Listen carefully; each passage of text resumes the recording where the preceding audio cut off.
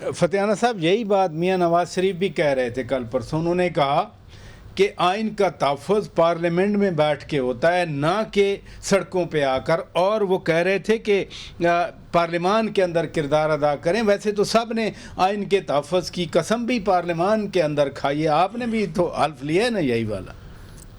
پراچا صاحب گزارش یہ ہے کہ بڑے میاں صاحب نے ایک بات کہی ہے تو اس پہ ہمیں تو اعتراض نہیں ہے کہ آئین قانون کی بالادستی ہونی چاہیے, ہم بھی یہی بات کر رہے ہیں.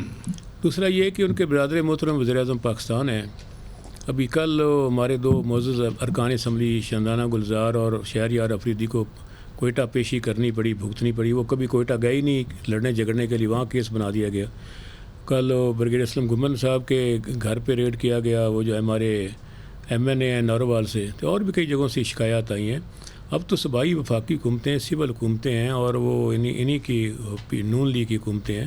تو انہیں چاہیے کہ میرا خیال ہے کہ اپنے سرکاری افسران کو, پولیس اور جو باقی ادارے ہیں ان کو سمجھائیں اور کوئی ماحول تو پہلے ٹھیک کرے نا. دوسرا یہ کہ ایک الیکشن ایکٹ 2017 میں خود پی ڈی ایم گورنمنٹ نے ترمیم کی مئی 2023 میں, اور ریٹائرڈ جج کو نکال دیا ٹریبیونل میں سے, خود انہوں نے کیا فیصلہ.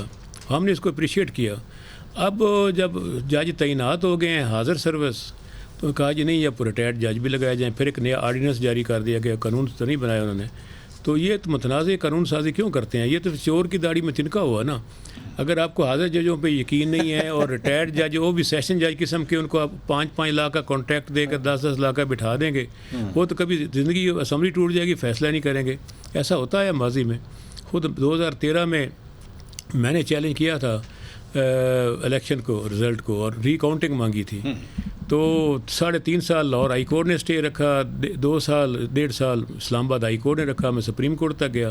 اسمبلی دوبارہ میں جیت کر قومی اسمبلی میں آ گیا, ری کاؤنٹنگ نہیں ہو سکی. تو یہ میرا خیال ہے کہ ہمیں بھی تھوڑا سا, اگر ہم جمہوریت کی تسبیح پڑھتے ہیں تو جمہوریت نظر بھی آنی چاہیے عوام کو. عوام تو دیکھ رہی ہے کہ یہاں کوئی ڈیموکریسی نہیں ہے پاکستان میں.